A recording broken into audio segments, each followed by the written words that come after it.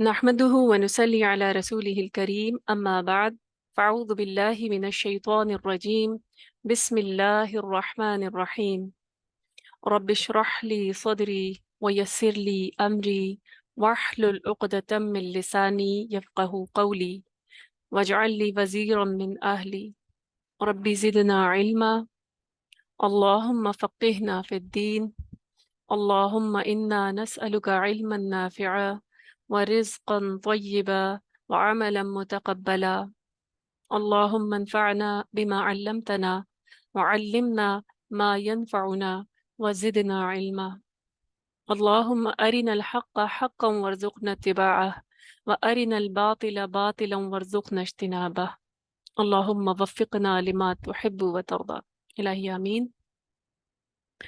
آج انشاءاللہ ہم آغاز کریں گے اپنا جو تفسیر کا سورت نساء ہے، پارہ نمبر 5 ہے، سورت النساء پارہ نمبر 5 ہے اور آیت نمبر 97 سے آیت آغاز کریں گے انشاءاللہ ہم۔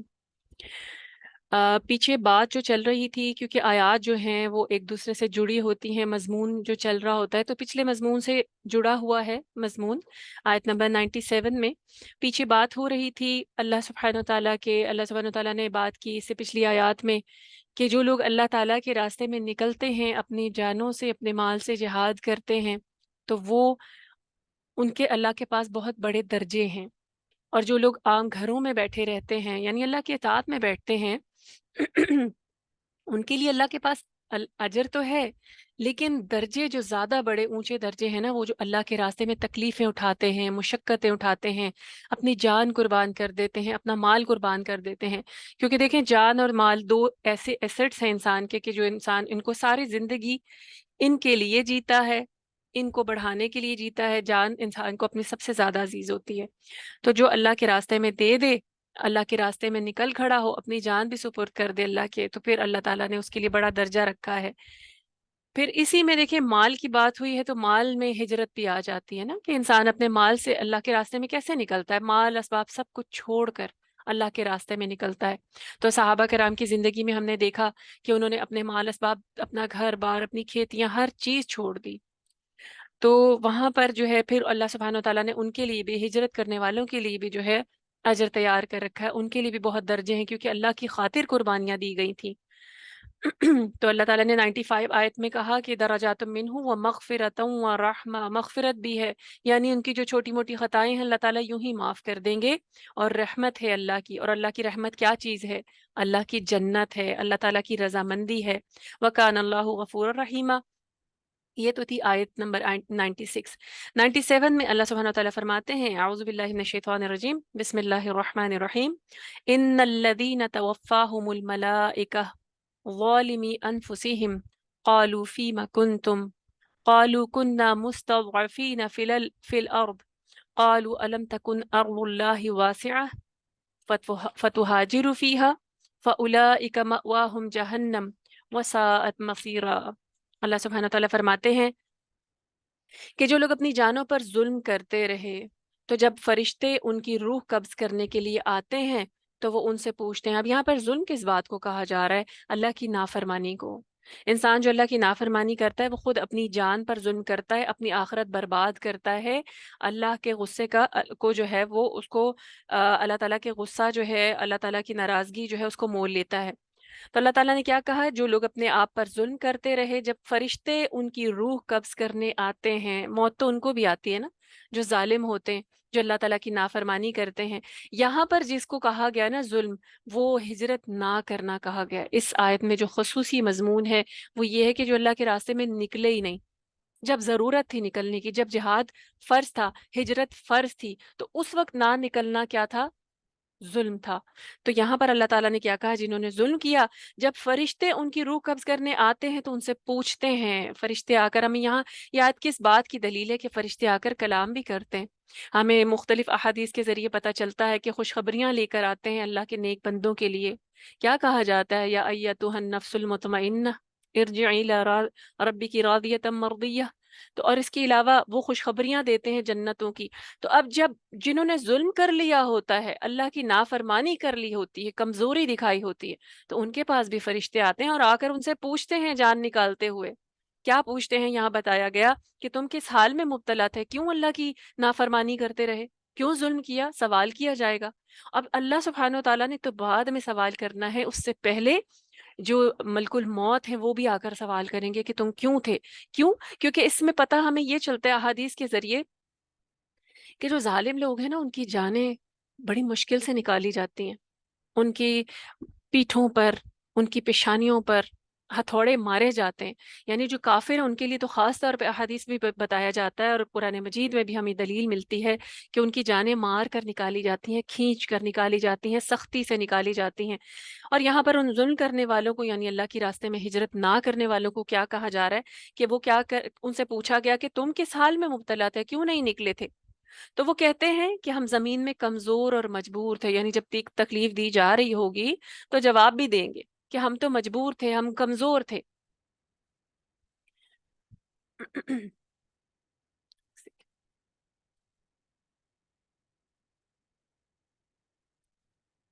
تو پھر ان سے پوچھا جائے گا، وہ کہیں گے کہ ہم کمزور تھے۔ فرشتے انہیں جواب میں کیا کہتے ہیں؟ فرشتے انہیں جواب دیتے ہیں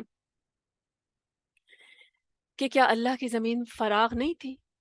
اللہ کی زمین بڑی نہیں تھی کہ تم وہاں چلے جاتے؟ یعنی تم کیوں اللہ اس زمین میں بلاد کفر میں رہے، اللہ تعالیٰ کی نافرمانی کرتے رہے، اللہ تعالیٰ کے حکم سے پیچھے ہٹے رہے؟ تو کیا وجہ تھی کہ زمین اللہ کی فراخ نہیں تھی، کھلی نہیں تھی، اتنی وسیع نہیں تھی کہ تم ہجرت کر جاتے؟ تو اللہ تعالیٰ فرماتے ہیں فَأُولَٰئِکَ مَأْوَاهُمْ جَهَنَّمْ وَسَاءَتْ مَصِيرًا، ایسے لوگوں کا ٹھکانہ جہنم ہے، جو کہ بہت ہی بری بازگشت ہے۔ مسیرہ ٹھکانہ، یعنی پلٹنے کی جگہ، وہیں رہیں گے وہ وہاں پر۔ جو لوگ اللہ کے راستے میں ہجرت نہیں کی، جنہوں نے، دیکھیں یہاں پہ کتنی سخت جو ہے ان لوگوں کے لیے وعید ہے کہ جو اللہ کے راستے میں نکلے نہیں۔ اب اس کی وجہ کیا ہے؟ اب اس کی وجہ دیکھیں،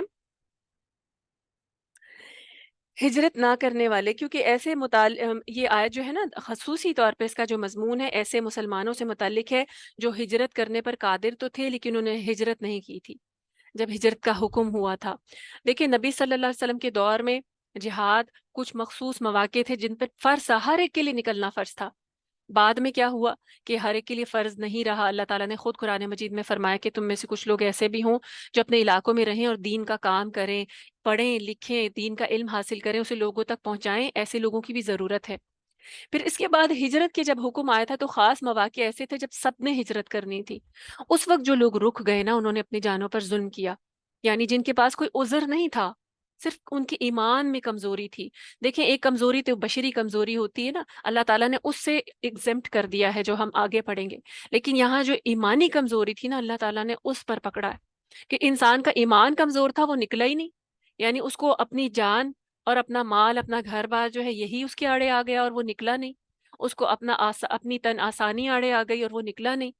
تو یہاں پر کیا کہا کہ ایسے لوگوں کے لیے تو بہت برا ٹھکانہ ہے۔ تو یہ ان مسلمانوں کے لیے خاص طور پر اس کا خصوصی مفہوم ہے کہ وہ لوگ جو انہوں نے ہجرت نہیں کی تھی اور دارالہجرت یعنی مدینہ جانے سے پس و پیش کرتے رہے، نکلے نہیں قافلوں کی صورت میں، جب لوگ جا رہے تھے تب نہیں نکلے، بعد میں آ سکتے تھے بعد میں نہیں نکلے۔ تو ان کی جب جانیں نکالی جائیں گی نا تو ان سے پوچھا جائے گا کیوں نہیں نکلے تھے؟ اللہ کی زمین بڑی نہیں تھی؟ کیوں وہاں رہ کر نافرمانی کرتے رہے؟ یہ ان کا اپنی جانوں پر ظلم تھا، اور ظلم مسلمانوں پر بھی تھا، کیونکہ دیکھیں اس وقت مسلمانوں کو ضرورت تھی ایک جمعیت کی۔ اس وقت مسلمان تعداد میں تھوڑے تھے، تو اگر وہ مسلمان بھی جو پیچھے رہ گئے وہ ہجرت کر لیتے تو مسلمانوں کی جمعیت بڑھ جاتی، ان کی تعداد بڑھتی، دشمن پر روب بیٹھتا، مسلمانوں کی یونٹی ہوتی، ایک بڑی سٹیٹ جو تھی وہ جو ہے ایک معرض وجود میں آتی، وہ ایگزسٹ کرتی۔ لیکن کچھ لوگ ایمانی کمزوری کی وجہ سے جو بیٹھ گئے مسلمانوں سے، تو وہ جو مسلمانوں کی ملت تھی وہ کم ہو گئی۔ تو یہ مسلمانوں پر بھی ظلم تھا، ان کا اپنے آپ پر بھی ظلم تھا۔ اور پھر ہوتا کیا تھا کہ جنگ کا کوئی موقع آتا تھا، جو غزوات ہوتی تھی، تو پھر یہ جو اندر رہ رہے ہوتے تھے نا، مکہ میں ہجرت نہیں کرتے تھے، بظاہر تو ایمان لے آئے تھے، یعنی ان کے ایمان کمزور تھے لیکن اس لیول کے نہیں تھے کہ نکلتے۔ اب جب جنگ آتی تو پھر ان کو مشرکوں کا ساتھ دینا پڑتا، کیوں؟ کیونکہ اگر نہیں نکلتے تو مشرک پھر کیا کرتے؟ ان کو مکہ میں ان کا رہنا عذاب کر دیتے۔ اس کی وجہ سے پھر کیا کرتے تھے، جب جنگ آتی تھی تو یہ مسلمانوں کے اگینسٹ لڑا کرتے تھے، اور پھر جو تھے مشرک کیا چال چلتے تھے کہ ان کو اگلی صفوں میں کھڑا کر دیتے تھے، یعنی جب مسلمان آمنے سامنے ہوتے تھے کافروں کے، تو یہ انہی کمزور مسلمانوں کو جن کا ایمان کمزور تھا، جو ہجرت نہیں کر کے لے کے گئے تھے، ان کو آگے کھڑا کر دیتے تھے اپنی صفوں میں، اب ہوتا کیا تھا، سامنے جو ایمان والے صحابہ کرام ہوتے تھے انہوں نے اب، کیونکہ ایک جنگی اسٹریٹجی ہوتی تھی، تیر برسانا، نیزے برسانا، کیونکہ اس وقت کوئی گنز تو نہیں ہوتی تھی، بامبس تو نہیں ہوتے تھے۔ اب جب مسلمان یہ والے اگلی صف میں آ جاتے تھے تو اب جو ہجرت کر کے مسلمان چلے گئے تھے، مسلمانوں کی جو صفیں تھی ان میں بڑی الجھن ہو جاتی تھی کہ وہ کہتے تھے اب ہم ان پہ کیسے اب ہتھیار اٹھائیں گے، یہ تو ہمارے ہی مسلمان بھائی ہیں۔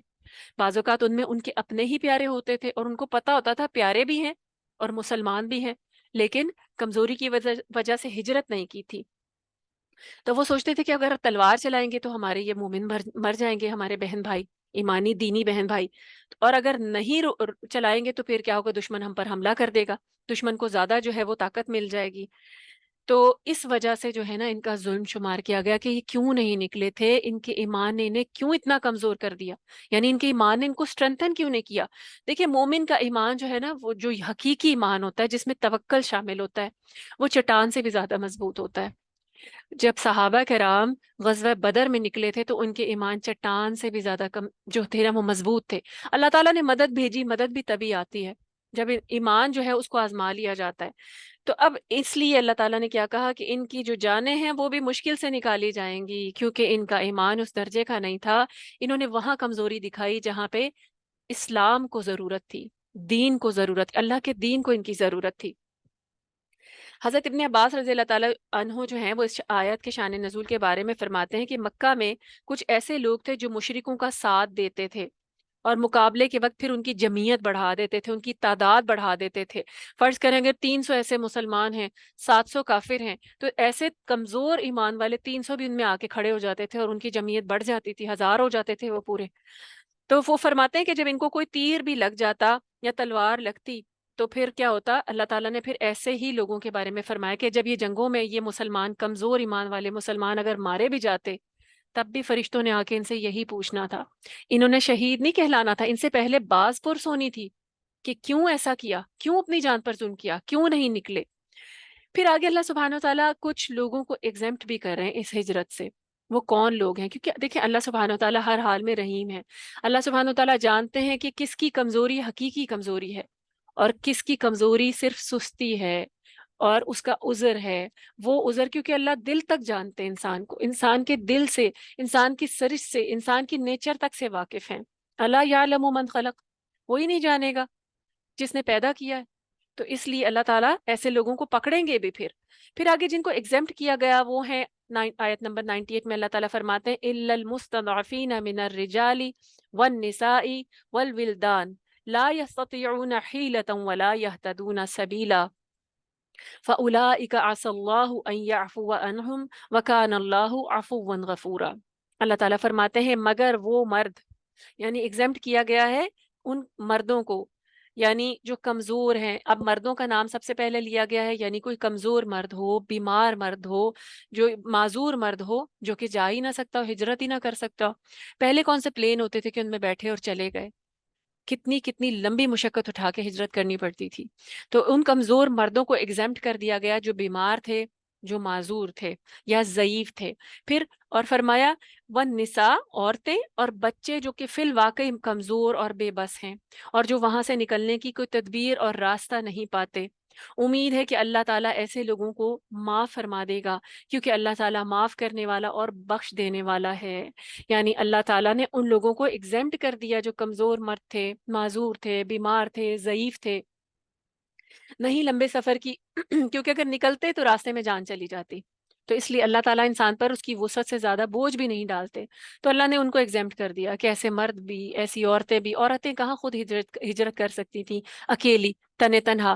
گو کہ کچھ عورتوں نے کی بھی تھی، لیکن ساری عورتیں جو تھیں وہ کہاں کر سکتی تھیں؟ تو اللہ تعالیٰ نے عورت کو، کیونکہ کمزور ہے وہ، اتنا لمبا سفر، اور کیونکہ عورت جو ہے وہ رات کو تو بغیر محرم کے سفر نہیں کر سکتی، تو اس لیے ان کو بھی ایگزمپٹ کر دیا اور بچوں کو بھی ایگزمپٹ کر دیا، کیونکہ بچے بھی اکیلے ہجرت نہیں کر سکتے۔ تو اللہ نے کیا کہا، ان کو اللہ تعالیٰ نے، یہ کمزور ہیں، ایسے لوگوں کو امید ہے اللہ کے معاف کر دے گا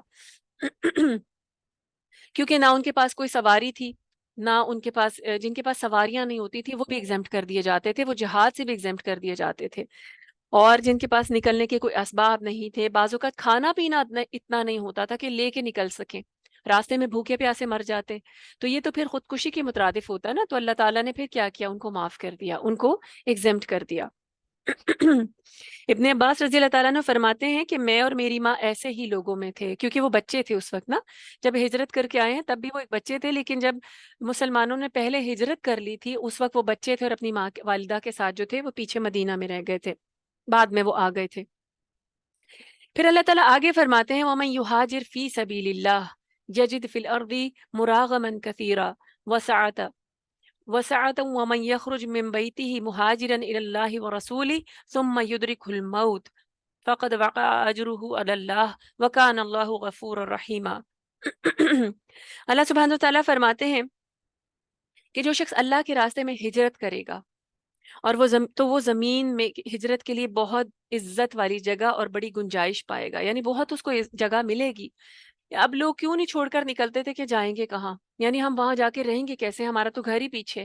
تو اللہ تعالیٰ نے وعدہ کر لیا ہے کہ جو اللہ کے راستے میں نکلے گا اس کے لیے بہت جگہ ہے، بہت وسعت ہے. رازق تو اللہ ہے، تو جو وہاں پر رازق ہے وہی وہاں نکل جانے پر ہجرت والی زمین پر بھی رازق ہوگا، وہی گنجائش دینے والا ہے. اور فرمایا جو شخص اللہ اور اس کے رسول کی طرف اپنے گھر سے ہجرت کرتے ہوئے نکلے پھر راستے میں ہی اسے موت آ لے تو اللہ کے ہاں اس کا اجر ثابت ہو چکا ہے، اور اللہ تعالیٰ بہت بخشنے والا اور رحم کرنے والا ہے. یعنی یہاں پر اللہ تعالیٰ نے کیا کہا کہ جو ایسے نکلے گا، ہجرت کرے گا، اس کے لیے تو بہت اجر ہے، اس کے لیے وسیع گنجائشیں بھی ہیں. اب دیکھیں ہجرت فرض کیوں کی گئی تھی، یہاں پر سب سے پہلے سوچنے کی بات ہے، کیونکہ ہم جانتے ہیں کہ ہجرت مسلمانوں نے کی تھی کیونکہ مکہ میں ان کو بہت زیادہ ستایا جاتا تھا. ضرورت اس بات کی تھی کہ مسلمانوں کو ایک ایسی جگہ ملے جو کہ جہاں پہ ان کو ٹارچر نہ کیا جائے، اور وہ اپنی جو پریکٹسز ہیں، اپنے ریچولز جو ہیں، دینی ریچولز ہیں، ان کو اللہ تعالیٰ کی تعلیمات کو، اللہ کے احکامات کو کیا کریں، امن سے رہتے ہوئے، سکون سے رہتے ہوئے جو ہے وہ ان پر عمل کر سکیں. تو اب اس لیے کافروں کی تشدد سے آزاد ہونے کے لیے ہجرت کی انہوں نے، اور تاکہ اسلامی جو شاعر ہیں ان کو بجا لا سکیں. اب پھر کیا ہوا، جب مدینہ میں مسلمان چلے گئے تھے، وہاں پہ ہجرت ہو گئی، پھر اس کے بعد جو تھی نا ہجرت، وہ ہر ایک کے لیے فرض کرنا، جیسے میں نے آپ کو پہلے بھی بتایا تھا، اس کے لیے فرض ختم کر دی گئی تھی کہ ہر ایک نے ہجرت کرنی ہے. لیکن یہاں پر کیا ہے جو ہمیں کیونکہ یہ جہاد کا ایک حصہ ہی ہے، ٹھیک ہے، تو اور یہاں پر اللہ تعالیٰ نے کیا کہا کہ جو ہجرت کرے گا اس کو زمین میں بڑی گنجائش ملے گی. آپ دیکھیں اس کے لیے یہ اس کا ایک خصوصی مفہوم بھی ہے. اللہ تعالیٰ نے اس وقت کے مسلمانوں کو بھی خطاب کر کے کہا، اور اس کا ایک عمومی مفہوم بھی ہے کہ آج بھی دیکھیں، آپ دیکھیں کہ لوگ بلاد کفر میں رہنا پسند کرتے ہیں. کیوں؟ کیونکہ ان کو وہاں آسائشیں زیادہ مل جاتی ہیں. ہمارے ہاں ایسے مسلمان بھی ہیں کہ مسلمان ملکوں کو چھوڑ کر ان ملکوں کی طرف ہجرت کرتے ہیں، ان ملکوں میں جاتے ہیں. کیوں؟ کیونکہ وہاں پہ لائف سٹائل اچھا ہے، وہاں سہولتیں بہت زیادہ ہیں، وہاں پہ جو ہے ان کو جو ہے آسائشیں بہت زیادہ مل جاتی ہیں، وہاں ویدر بڑا اچھا ہے. تو اس وجہ سے مسلمان اگر بلاد کفر میں جا کر ہجرت کر جائے تو کیا اس کی ہجرت اللہ کے ہاں مقبول ہوگی؟ کیونکہ اللہ سبحانہ و تعالیٰ نے تو کوئی ایسی ہجرت رکھی ہی نہیں ہے. مومن کا ایمان تو کیا ہے کہ وہ ایسی جگہ پر رہے جہاں پر وہ اللہ سبحانہ و تعالیٰ کی تعلیمات کے مطابق بے خوفی سے مکمل آزادانہ طور پر اللہ تعالیٰ کی تعلیمات، اس کی عبادات کو پورا کر سکے. لیکن ہوتا کیا ہے کہ جب بلاد کفر میں چلے جاتے ہیں تو وہاں پر رہ کر کیا کرتے ہیں، اس سسٹم کا حصہ بننا پڑتا ہے، ان کی بہت ساری چیزوں کو ماننا پڑتا ہے، اور بعض اوقات اس حرام سسٹم کا حصہ بننا پڑتا ہے جہاں انشورنس ہے یا کوئی ایسی چیزیں ہیں جو کہ کروائی جاتی ہیں، کیونکہ وہ جو چیزیں جائز نہیں ہیں اس کا حصہ بھی بننا پڑتا ہے، اور پھر کہتے ہیں کہ مجبوری ہے یہاں رہنا جو ہے تو پھر اس میں حصہ بھی بننا پڑے گا.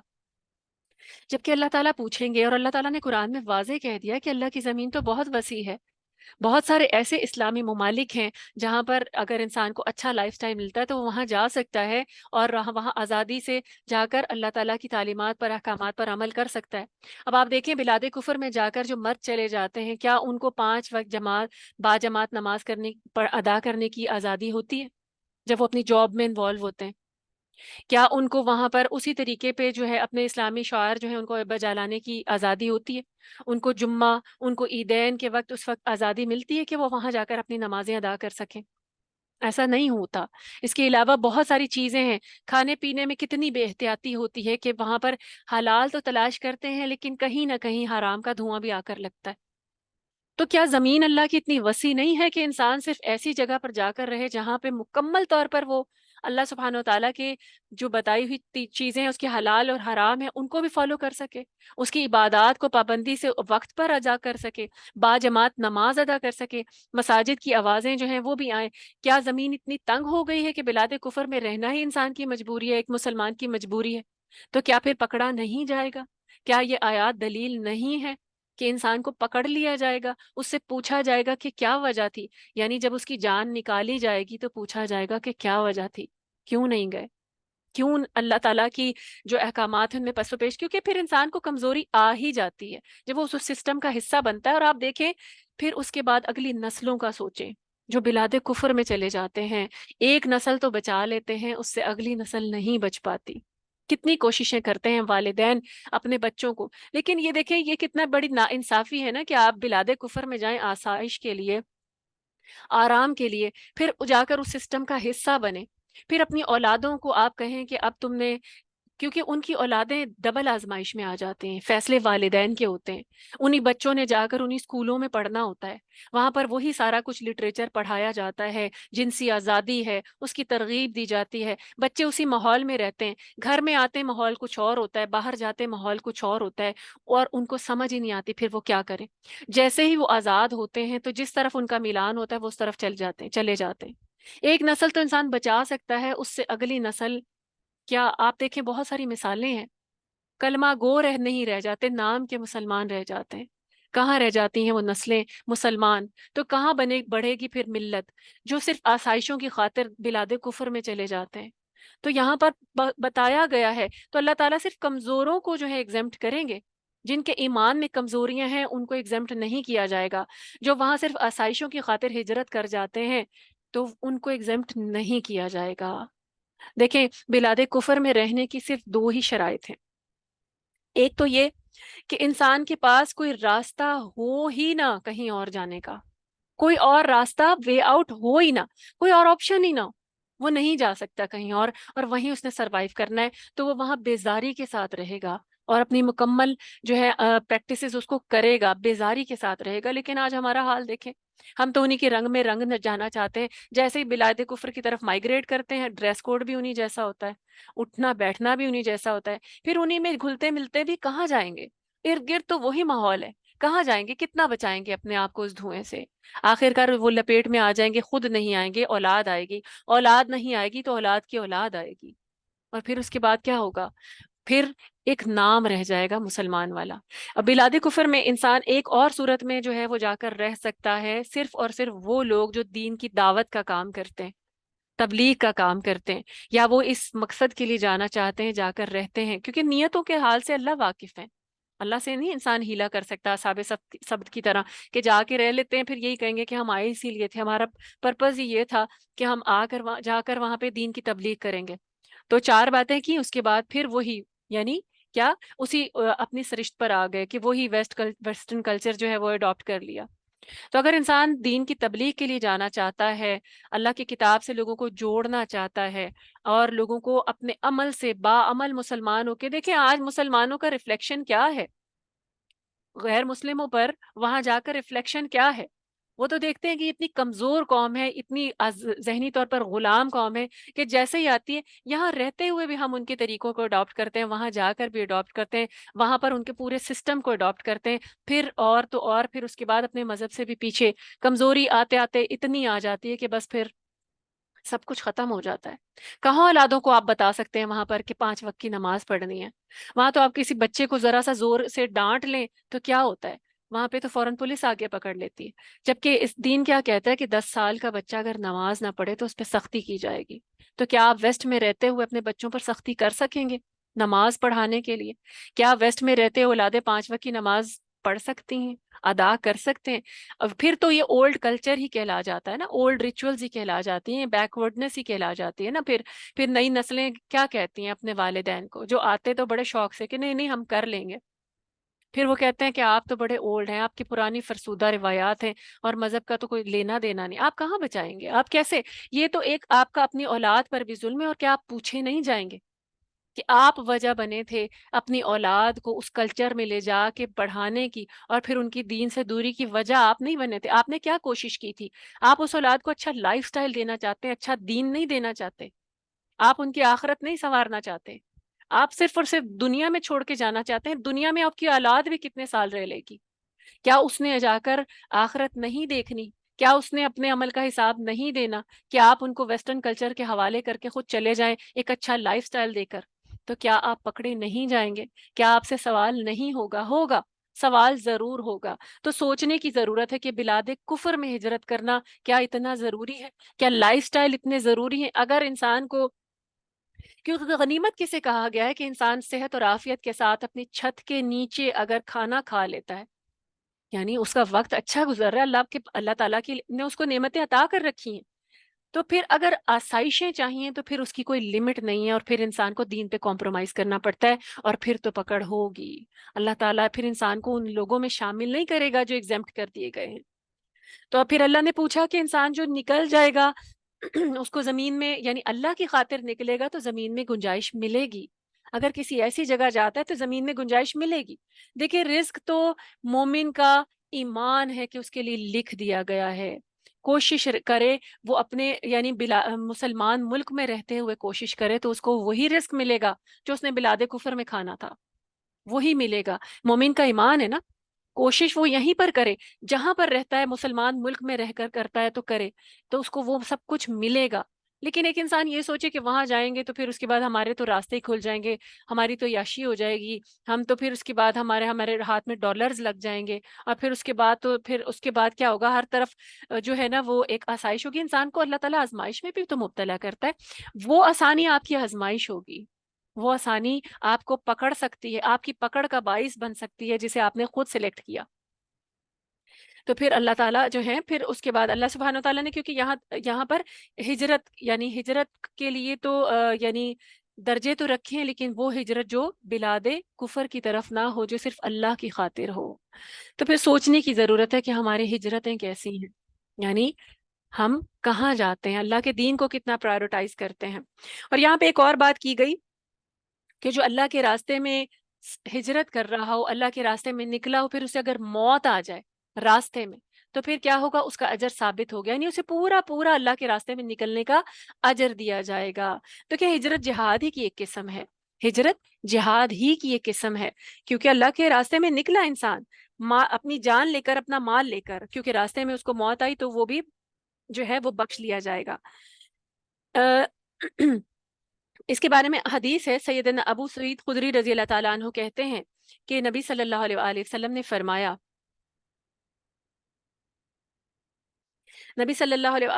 نے فرمایا، کہ بنی اسرائیل میں سے ایک شخص نے 99 قتل کیے. اور پھر کیا ہوا؟ پھر وہ اپنے متعلق مسئلہ پوچھنے لگا، یعنی شخص تھا، مسلمان نہیں تھا، اس نے 99 قتل کر دیے. اب پھر اس نے کسی اپنے راہب سے، اپنے عالم سے مسئلہ پوچھا کہ کیا کروں، مجھ سے قتل ہو گئے اتنے، میرے لیے کوئی صورت ہے؟ تو پھر اس نے کیا کہا؟ اس نے، راہب نے کہا کہ توبہ کی تو کوئی گنجائش ہی نہیں ہے، اتنے قتل کر دیے، اب کیسے معاف کیا جا سکتا ہے؟ 99 قتل، تم تو پھر اب کیا ہوگا؟ تم پہ پکڑے ہی جاؤ گے. اب اس نے کیا کیا؟ وہ پھر اس نے جو ہے اس نے مزید اس راہب کو بھی مار دیا اور 100 قتل کر لیے. 99 قتل کر کے توبہ کے لیے گیا تھا، اور پھر اس کے بعد کیا؟ یہ صحیح روایت ہے، صحیح حدیث ہے. اور پھر راہب سے مسئلہ پوچھا، راہب نے کہا نہیں نہیں، تمہاری تو توبہ کبھی قبول نہیں ہوگی، اور اس نے راہب کو بھی مار دیا. اس نے کہا ٹھیک ہے، اب 100 قتل ہو گئے. اب پھر وہ اس نے، کیونکہ توبہ کی اسے خواہش تھی، اور کسی نے کہا کہ اچھا فلاں بستی میں چلے جاؤ اور وہاں پہ توبہ ہو جائے گی، وہاں پہ کوئی مسلمان ہے. وہ ایمان لے آیا اور اس نے اس طرف ہجرت کی. اب ہجرت کی تو راستے میں اس کو موت نے آ لیا. 100 قتل کر دیے تھے، توبہ کا ارادہ کر لیا تھا، اور اب اپنے گناہوں سے ہجرت کر کے اس علاقے کی طرف جا رہا تھا تاکہ قتل سے باز آ سکے، اس گناہوں کی زندگی سے پیچھا چھڑا سکے. تو راستے میں اس کو موت آ گئی. اب جب موت آئی تو پھر تقریباً وہ برابر کا فاصلہ تھا، یعنی وہ جہاں سے ہجرت کر کے آ رہا تھا اور جدھر جا رہا تھا، تقریباً سینٹر میں وہ فوت ہوا. اس کی جان وہاں نکالی گئی، درمیانی راستے میں. اس نے کیا کیا؟ جب اس کی جان نکلنے لگی، اس نے سینہ اس بستی کی طرف جھکا دیا جدھر وہ جا رہا تھا، یعنی جدھر وہ ہجرت کر رہا تھا. اب اللہ تعالیٰ کی رحمت اور عذاب کے فرشتے جھگڑنے لگے. یہ صحیح روایت ہے، صحیح حدیث ہے. آپس میں ان میں یہ جو ہے نا بحث ہوئی کہ اب اس کو کون سے فرشتے جو ہیں، کیونکہ جان نکالی جانی تھی، کہ کون سے فرشتے جو ہیں اس کی جان نکالیں گے، یعنی کس طریقے پر اس کی جان نکالی جائے گی، کس طریقے پر اس کو پکڑا جائے گا، کیونکہ فاصلہ بالکل درمیانی میں تھا، آدھا آدھا ہو چکا تھا. اب نہ وہ یعنی کہ مکمل نہ وہ اس طرف جا سکا تھا، نہ ادھر سے ہجرت کر سکا تھا، لیکن نکل گیا تھا، نکل پڑا تھا اپنے راستے میں. تو اب اس نے اپنا سینہ بستی کی طرف جھکا دیا. اس کی انکلینیشن تھی کہ اس نے ادھر ہی جانا ہے جہاں پہ اس کی توبہ قبول ہو. تو پھر اللہ تعالیٰ نے زمین کو حکم دیا کہ نزدیک ہو جا، اور بس جس بستی کی طرف سے جا رہا تھا، یعنی جہاں سے ہجرت کر رہا تھا، جہاں پہ وہ قتل کر کے آیا تھا، اللہ نے اس زمین کو حکم دیا اس سے دور ہو جا. اللہ تعالیٰ ہے نا، اللہ سبحانہ و تعالیٰ نے بنیاد پہ فیصلے کرنے ہیں نا، دلیل پر فیصلہ کر دینا ہے، نیت پر فیصلہ کر دینا ہے. تو اللہ تعالیٰ نے اس زمین کو حکم دیا نزدیک ہو جا، یعنی جہاں توبہ والی زمین تھی وہ نزدیک ہو گئی، اور جہاں پر سے وہ قتل کر کے آ رہا تھا اس بستی کو حکم دیا تو وہ دور ہو گئی. اور اب فرشتوں سے فرمایا کہ اب ناپ لو. کیا اللہ تعالیٰ کا رحم ہے. اللہ تعالیٰ نے پھر فرشتوں سے کہا اب ناپ لو. فرشتوں نے ناپا تو وہ زمین جو تھی جس طرف وہ جا رہا تھا توبہ کے لیے، اس طرف اس کا جو سفر تھا وہ زیادہ ہو چکا تھا. تو پھر اس کو بخش دیا گیا. یہ بخاری کی حدیث ہے کتاب الانبیاء میں. کتنی اللہ کی رحمت ہے. تو اللہ تعالیٰ کہہ رہے ہیں کہ جو اللہ کے راستے میں نکلے گا، اگر اس نے مشقت اٹھائی اور راستے میں سے اس مشقت میں موت آ گئی تو اس کا اجر ضائع نہیں جائے گا، اس کو پورا اجر دیا جائے گا. کتنی ہے اللہ کی رحمتیں. سبحان اللہ. پھر آگے مضمون چینج ہوا. آیت نمبر 101 ہے وَإِذَا ضَرَبْتُمْ فِي الْأَرْضِ فَلَيْسَ عَلَيْكُمْ جُنَاحٌ أَن تَقْصِرُوا. اللہ سبحانہ و تعالیٰ فرما رہے ہیں اور جب تم زمین میں سفر کرو تو نماز مختصر کر لینے میں کوئی حرج نہیں. ان تقصروا فلیس علیکم جناح ان تقصروا من الصلاة ان خفتم ان یفتنکم الذین کفروا ان الکافرین کانوا لکم عدوا مبینا. اللہ تعالیٰ فرما رہے ہیں کہ جب تم زمین میں سفر کرو تو تمہارے لیے نماز مختصر کر لینے میں کوئی حرج نہیں. یہاں پہ اب قصر کی بات ہو رہی ہے، قصر نماز کی بات ہو رہی ہے، حکم دیا جا رہا ہے.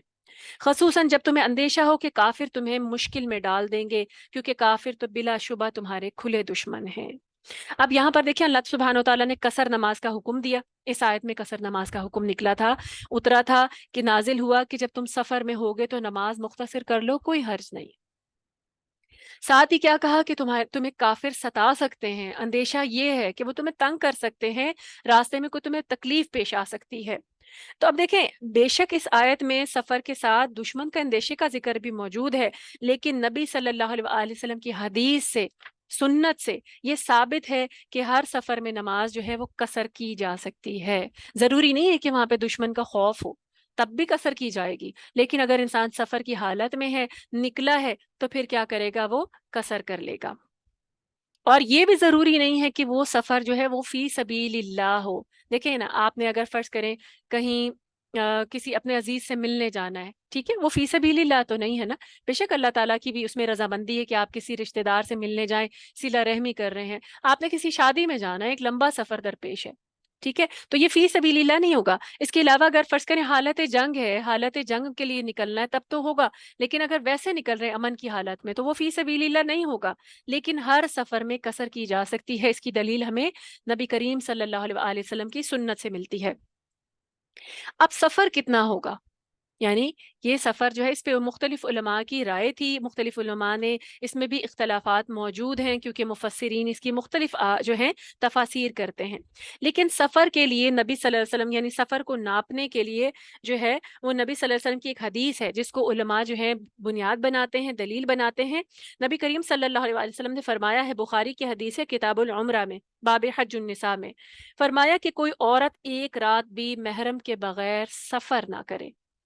اب یہاں پہ سفر کی بات ہو گئی نا، تو یہ امت کے لیے بہت بڑی اطمینان کی بات ہے. اس میں ہی دیکھیں کس طرح جو علماء ہیں نا استدلال کرتے ہیں. استدلال ہوا، یہاں پہ دلیل ملی کیا؟ کہ کوئی عورت بھی ایک رات محرم کے بغیر سفر نہ کرے. عورت محرم کے بغیر ایک رات کا سفر اکیلے نہیں کر سکتی.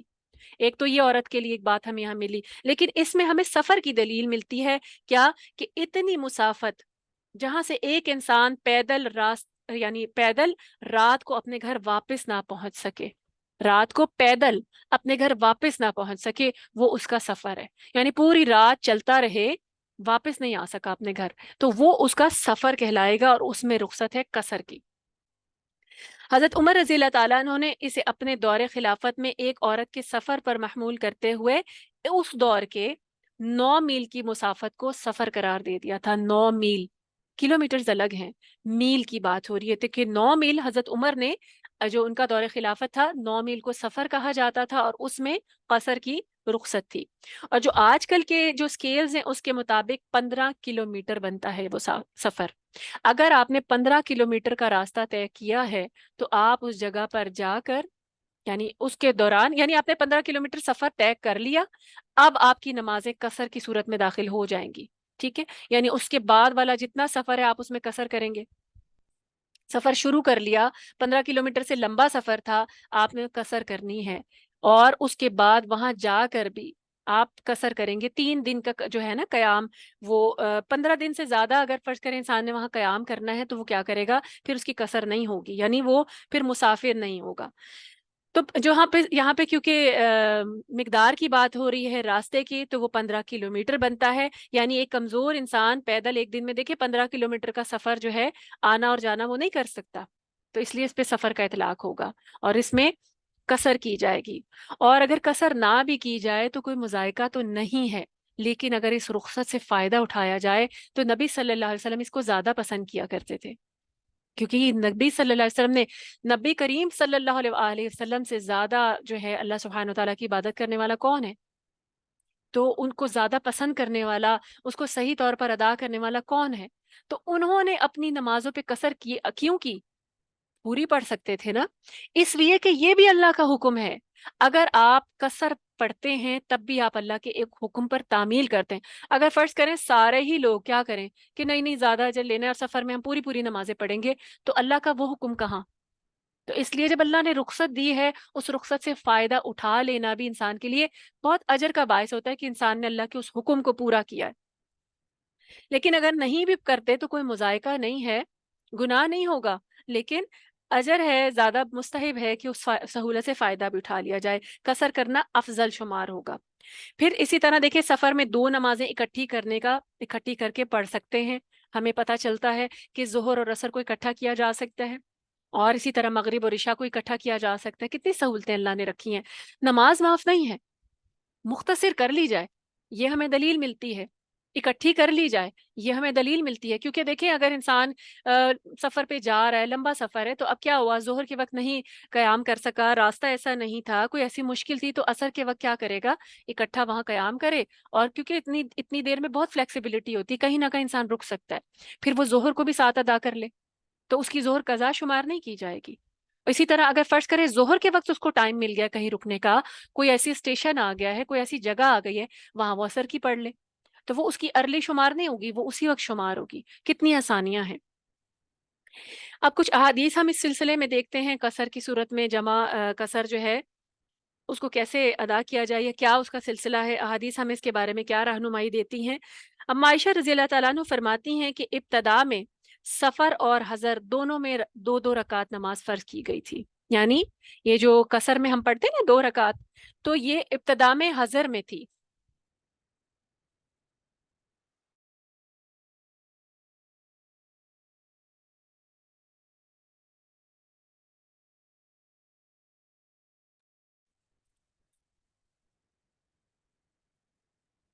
جی، تو اما عائشہ رضی اللہ تعالیٰ عنہ فرماتی ہیں کہ ابتدا میں جو ہے سفر اور حضر میں 2 2 رکعت جو تھیں وہ نماز فرض کی گئی تھی۔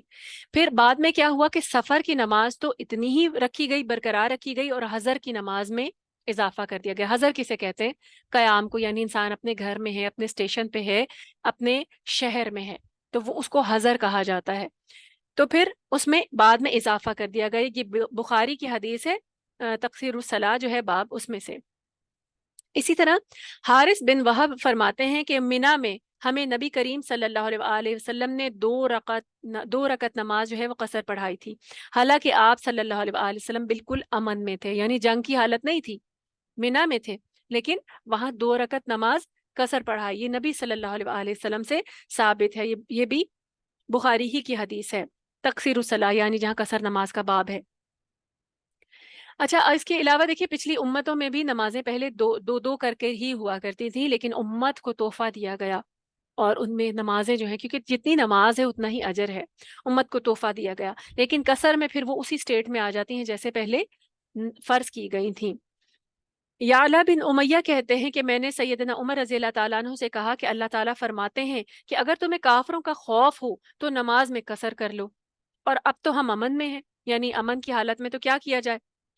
हज़रत उमर रज़ी अल्लाह ताला अन्हु ने जवाब दिया, इसी बात पर मैंने भी ताज्जुब किया था और मैंने नबी सल्लल्लाहु अलैहि वसल्लम से जिक्र किया, तो नबी सल्लल्लाहु अलैहि वसल्लम ने फरमाया, यानी हज़रत उमर ने भी यही सवाल मैंने ही हजूर पाक सल्लल्लाहु अलैहि वसल्लम से किया था, तो उन्होंने कहा कि नबी सल्लल्लाहु अलैहि वसल्लम ने फरमाया, ये एक सदका है, ये जो कसर नमाज है ये एक सदका है, एक तोहफा है अल्लाह का, जो अल्लाह ने आप पर किया है, लिहाजा उसका सदका कबूल करो। अल्लाह ताला तोहफा दे रहे हैं, उसे कबूल करो खुश दिली से।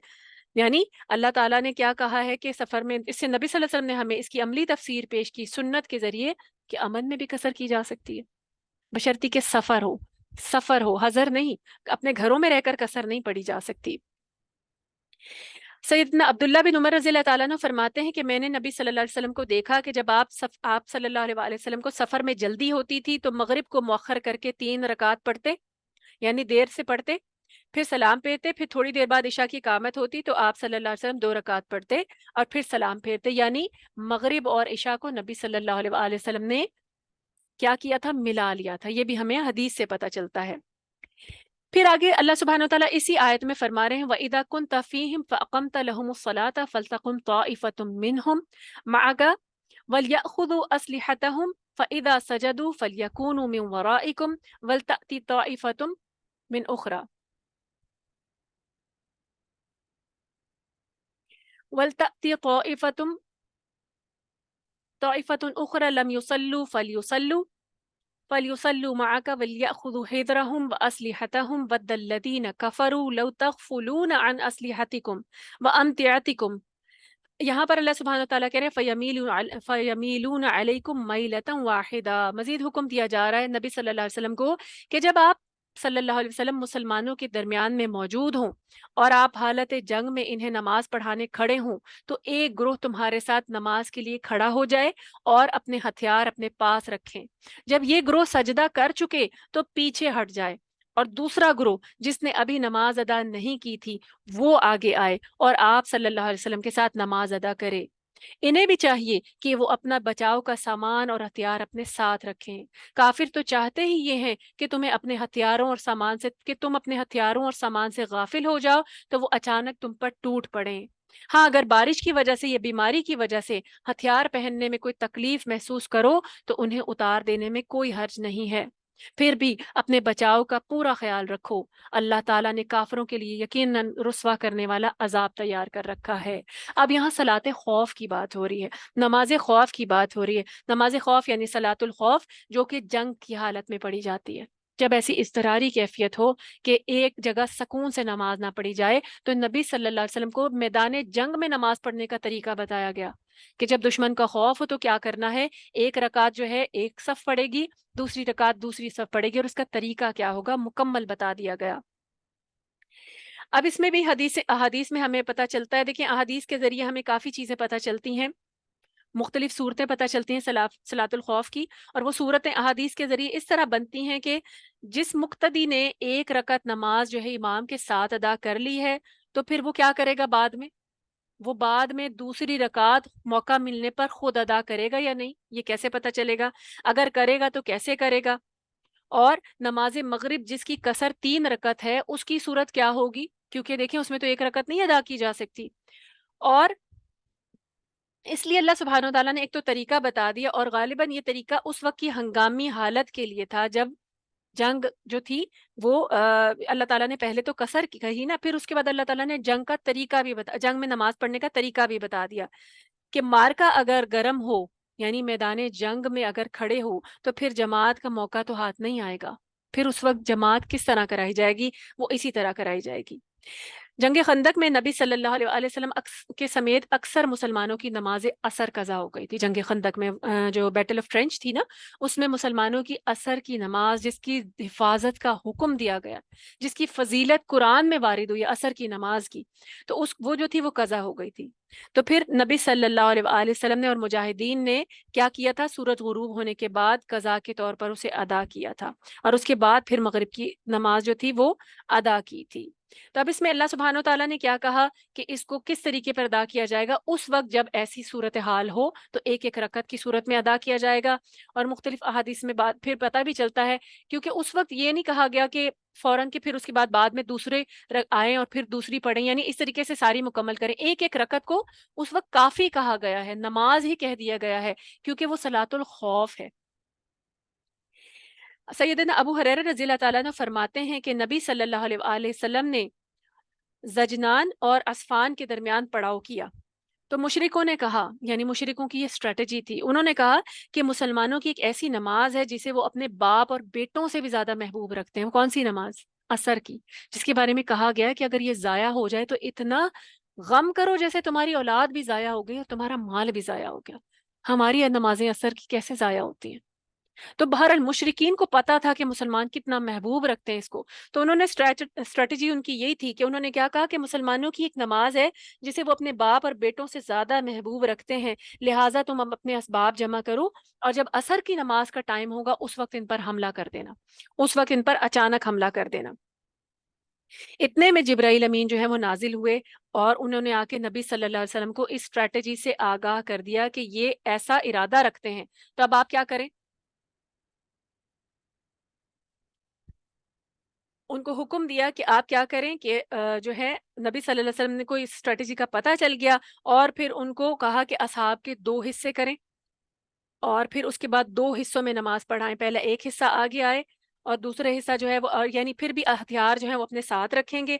یہ جو آیات ہیں نا اسی موقع پہ نازل ہوئی تھی کہ ایک جو ہے اس طریقے سے نماز پڑھے اور ایک اس طرح پڑھے، لیکن ہتھیار دونوں نے سامنے رکھنے ہیں، اپنی ڈھالیں اپنے ہتھیار پہنے رکھنے ہیں، زیریں اتارنی نہیں ہے، تلواریں میان سے نکالنی نہیں ہے، اپنے بچاؤ کا ہتھیار جو ہے وہ پہنے رکھیں.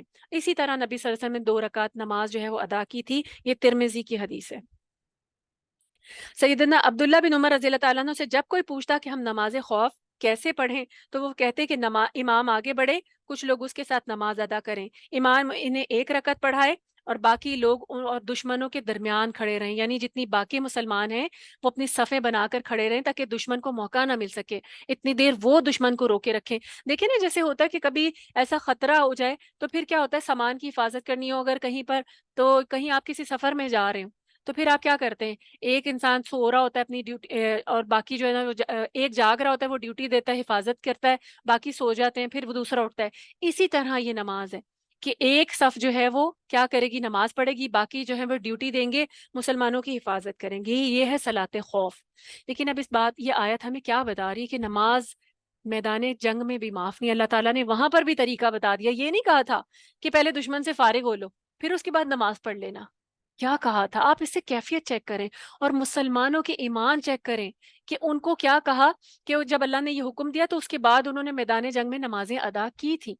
اور لیکن اللہ سبحانہ تعالیٰ کو اپنے بندہ مومن سے بھی پیار ہے. ان کو کیا کہا کہ ہتھیار نہیں اتارنے، یعنی اگر دشمن حملہ کر دے گا تو ظاہر ہے وہ تو پھر صفیں بھی توڑ دے گا، تو اس وقت کیا کرو کہ اس وقت اس کے لیے اپنے ہتھیاروں سے کے ساتھ تیار رہو.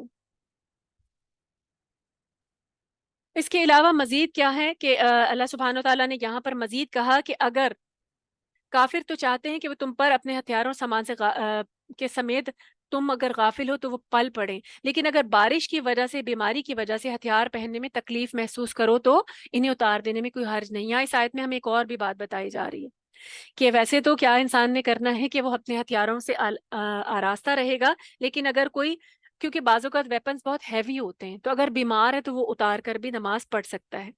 اب دیکھیں خضو حذرکم کی بات ہوئی ہے یہاں پر. اگر کہیں پر بھی انسان کسی ڈینجر میں ہوتا ہے، کسی پریشانی میں ہوتا ہے، کسی تکلیف میں ہوتا ہے، تو یہ عمومی مفہوم بھی اس کا یہی ہے کہ وہ کیا کرے گا، وہ اپنے ہتھیاروں کی، اپنے سامان جنگ کی حفاظت کرے گا، وہ کیونکہ دشمن کبھی بھی حملہ کر سکتا ہے، ٹھیک ہے۔ تو یہ ایک خصوصی پہلو تھا نبی صلی اللہ علیہ وسلم کے میدان جنگ میں ہونے کا۔ ایک عمومی پہلو مسلمانوں کے لیے ہر حالت میں ہے کہ کبھی بھی ایسی سچویشن پیش آئے تو وہ کیا کریں گے، صلاۃ خوف بھی ایسے ہی ادا کی جائے گی، اس کے علاوہ اپنے ہتھیاروں کی حفاظت بھی کی جائے گی، اور نماز بھی ادا کی جائے گی، کیونکہ نماز کی کوئی معافی نہیں ہے۔ پھر آگے بھی نماز کا حکم دیا جا رہا ہے، کیونکہ اب نماز ہی سے اہمیت کے متعلق جو ہے وہ مضمون چل رہا ہے۔ آیت نمبر 103 میں اللہ سبحانہ وتعالیٰ فرماتے ہیں فَإِذَا قَضَيْتُمْ فَإِذَا قَضَيْتُمُ الصَّلَاةَ فَاذْكُرُوا اللَّهَ قِيَامًا وَقُعُودًا وَعَلَى جُنُوبِكُمْ فَإِذَا اطْمَأْنَنْتُمْ فَأَقِيمُوا الصَّلَاةَ إِنَّ الصَّلَاةَ كَانَتْ عَلَى الْمُؤْمِنِينَ كِتَابًا مَوْقُوتًا۔ اللہ سبحانہ وتعالیٰ فرماتے ہیں جب تم نماز ادا کر چکو تو پھر کھڑے بیٹھے اور لیٹے ہر حال میں اللہ کو یاد کرو، اللہ کا ذکر کرو۔ یہ نہ ہو کہ نماز پڑھی پھر اس کے بعد جا کے ایسا بھولو کہ اگلی نماز کے ٹائم تمہیں اللہ یاد آئے۔ اللہ تعالیٰ نے کہا ہے کہ نماز کے بعد بھی اللہ کا ذکر کرو، اور پھر فرمایا ان الصلاۃ کانت علی المؤمنین کتابا موقوتا، کہ بلا شبہ مومنوں پر نماز اس کے مقررہ اوقات کے ساتھ فرض کر دی گئی ہے۔ اب دیکھیں، جنگ میں تو نماز اسی وقت ادا کی جا سکتی ہے جب موقع ملے، یعنی ایک ایسے صفحے بنا کر پڑھ لیں۔ اس کے علاوہ اللہ سبحانہ وتعالیٰ نے اس آیت میں کیا کہا ہے کہ جب مسلمان امن کی حالت میں ہوں تو وہ کیا کریں، ان پر نماز جو ہے ان کے مقرر اوقات میں ادا کرنا جو ہے وہ لازم ہے۔ نبی کریم صلی اللہ علیہ وآلہ وسلم سے کسی صحابی نے یا کسی آدمی نے پوچھا تھا کہ سب سے افضل عمل کون سا ہے، تو نبی کریم صلی اللہ علیہ وسلم نے فرمایا تھا الصلاۃ علی وقتہا، اپنے اول یعنی اپنے وقت پر نماز ادا کرنا۔ اور وقت پر نماز ادا کرنا کیا ہے؟ اذان ہوئی تو آپ کو نماز کی فکر ہو، یہ فکر نہ ہو کہ ابھی باقی کام جو ہے وہ نمٹا لیں پھر اس کے بعد، کیونکہ ابھی تو بڑا ٹائم پڑا ہے۔ یہ جو بڑا ٹائم پڑا ہے والا خیال ہے نا، یہ منافق کا خیال ہوتا ہے۔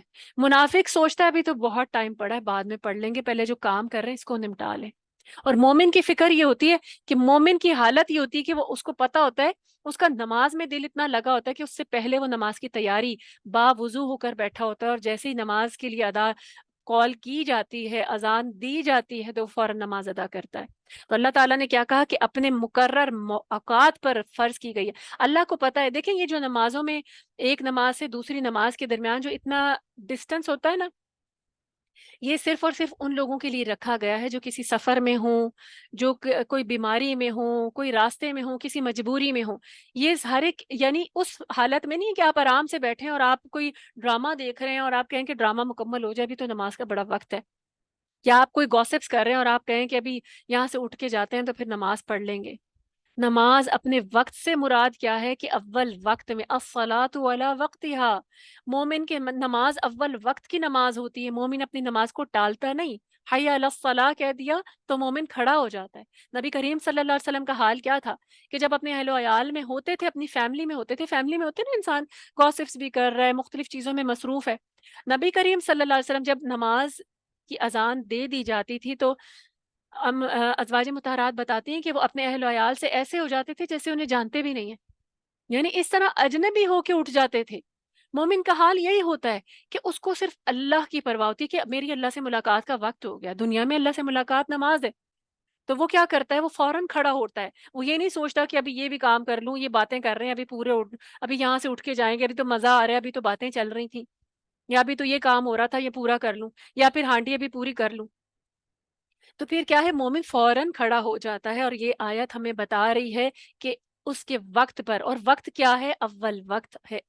تو پھر اس کے بعد ہمیں یہ بھی بتایا جا رہا ہے کہ نماز ادا کرنے کے بعد بھی اللہ کا ذکر کیا جائے گا۔ اب یہاں پر نماز کے کچھ مزید یعنی کہ ریلیکسیشن کے ساتھ جو ہے کچھ ٹائمنگ جو ہیں وہ اس طرح بتائے گئے ہیں، احادیث ہمیں بتاتی ہیں۔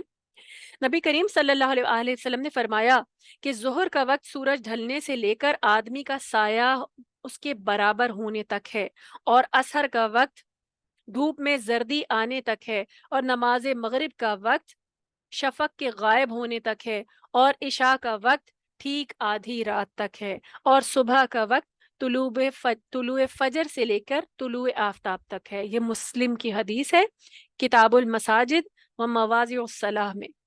یعنی کیا کہا گیا ہے، ہمیں بتا دیے گئے ہیں اوقات، لیکن یہ اوقات جو ہیں یہ ڈھیلے ڈھالے ہو کے نماز پڑھنے کے لیے نہیں ہے کہ ابھی تو بڑا وقت پڑا ہے، جو کہ یوزلی ہمارا طریقہ ہوتا ہے۔ لیکن میں نے آپ کو بتایا نا کہ یہ اسی لیے ہے کہ انسان اگر کسی ایسی الجھن میں ہے، کسی ایسی جگہ پر ہے جہاں پر وہ ایسا انگیج ہے کہ فوری طور پہ نہیں نکل سکتا، تو پھر یہ اس کے لیے ریلیکسیشن ہے کہ اتنا وقت جو ہے وہ ہے اور اس میں وہ پڑھ لے گا۔ اور آخری نبی صلی اللہ علیہ وسلم کی ایک حدیث ہے، اس کا مفہوم آپ کے سامنے رکھوں گی کہ منافق کی نماز ایسی ہوتی ہے کہ وہ سارا ٹائم بیٹھا رہتا ہے، اور عصر کی نماز کا جب وقت ہو نا، سارا ٹائم بیٹھا رہتا ہے، جب اسے پتہ چلتا ہے تھوڑا سا وقت رہ گیا تو اٹھتا ہے اور 4 ٹکرے مار لیتا ہے۔ یعنی باقاعدہ اس میں ٹکروں کا ذکر ہے کہ وہ اس کی نماز ہی ایسی ہوتی ہے کہ بس جلدی، ایک تو اٹھنا نہیں جلدی، اور جب اٹھنا تو بس جلدی سے فارغ ہونا نماز سے، کہ بس پڑھ کے فارغ ہونا۔ یہ منافقوں کا طریقہ ہے کہ وہ نماز، اللہ سبحانہ تعالیٰ نے قرآن مجید میں خود کہا ہے کہ وہ نماز کی طرف سستی سے آتے ہیں، بیٹھے رہتے ہیں بڑی دیر تک، ڈیلے کرتے رہتے ہیں۔ تو مومن کبھی اپنی نماز کو ڈیلے نہیں کرتا۔ اسی طرح حضرت عبداللہ بن عمر رضی اللہ تعالیٰ عنہ اور حضرت ابو ہریرہ رضی اللہ تعالیٰ عنہ دونوں فرماتے ہیں، نبی کریم صلی اللہ علیہ وسلم نے فرمایا کہ گرمی کے موسم میں ظہر کی نماز کو ٹھنڈا کر کر پڑھا کرو، اس لیے کہ گرمی کی سختی دوزخ کی بھاپ سے ہوتی ہے۔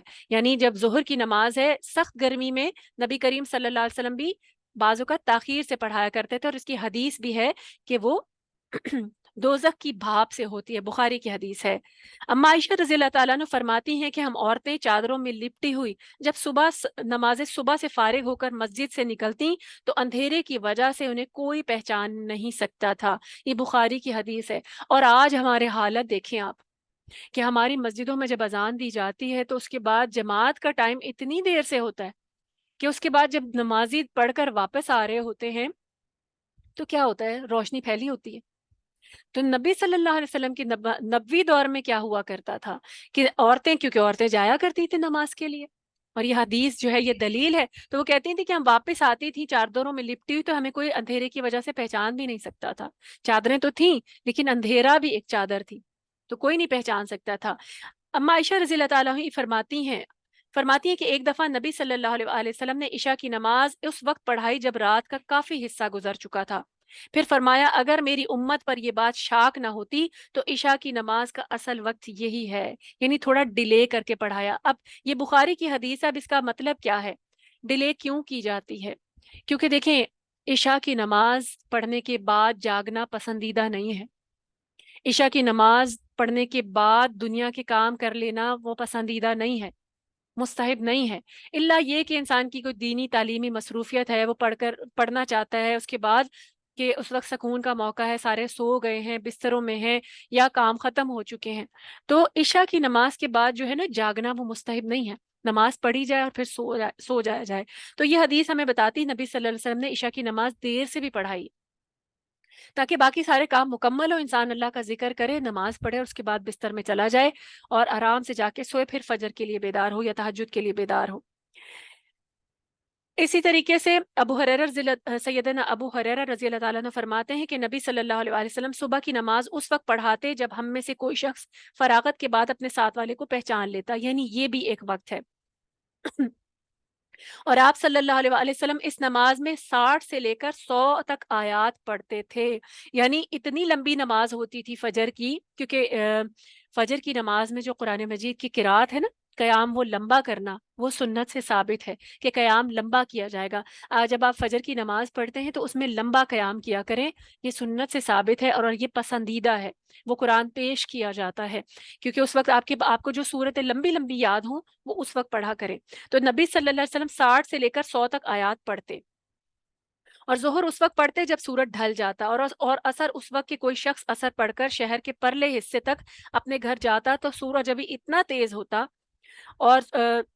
اور سورج غروب ہونے پر اور عشاء کی نماز میں تہائی رات تک دیر کرنے کی پرواہ نہیں کرتے تھے۔ اس سے بھی ہمیں نبی صلی اللہ علیہ وسلم کی معمولات کا پتہ چلتا ہے اور نمازوں کی اوقات کا بھی پتہ چلتا ہے۔ دیکھیں، نبی صلی اللہ علیہ وسلم کی جو ہے نا سنت سے ہمیں مختلف عمل جو ہیں وہ پتہ چلتے ہیں۔ ایک نماز کبھی وہ اس وقت ادا کرتے تھے، پھر اس کو تھوڑا سا ٹائم سے ادا کرتے تھے، اس طرح تاکہ امت کے لیے ایک ریلیکسیشن کا ٹائم ان کو مل جائے اور امت کو ایک دلیل مل جائے کہ اس وقت بھی نماز پڑھی جا سکتی ہے، اس وقت بھی پڑھی جا سکتی ہے۔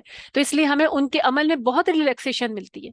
اور بعض لوگ جو ہے نا وہ اسٹک ٹو اٹ ہو جاتے ہیں، کیونکہ ہمیں جب آپ سیرت کا مطالعہ کرتے ہیں یا احادیث کا مطالعہ کرتے ہیں تو آپ کو اس کے ذریعے بہت ساری ریلیکسیشن مل جاتی ہے کہ ہاں نبی صلی اللہ علیہ وسلم اس وقت بھی پڑھا کرتے تھے۔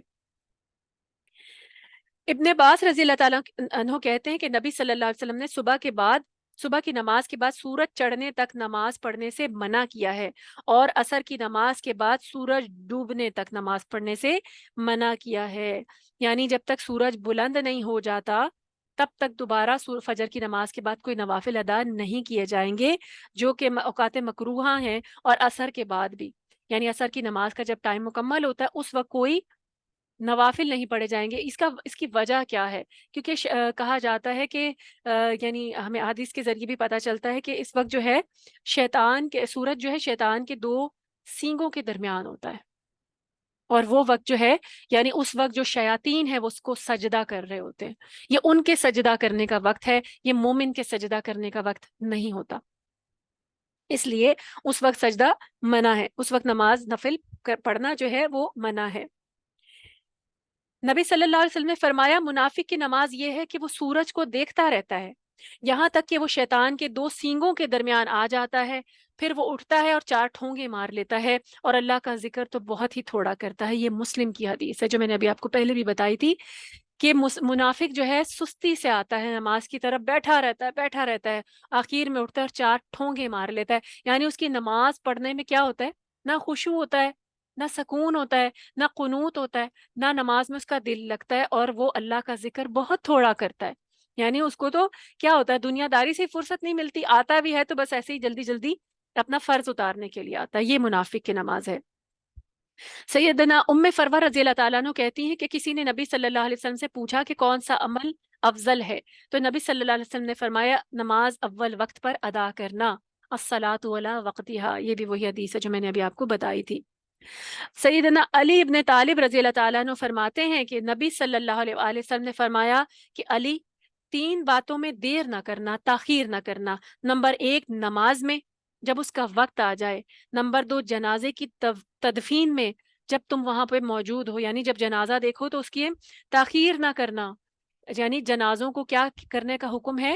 حدیث ہمیں بتاتی ہے کہ فوری طور پر امانت کو سونپ دینے کا حکم ہے، زمین پر یعنی اللہ کے حوالے، جو اس کی جگہ ہے سونپنے کی وہاں سونپ دینے کا۔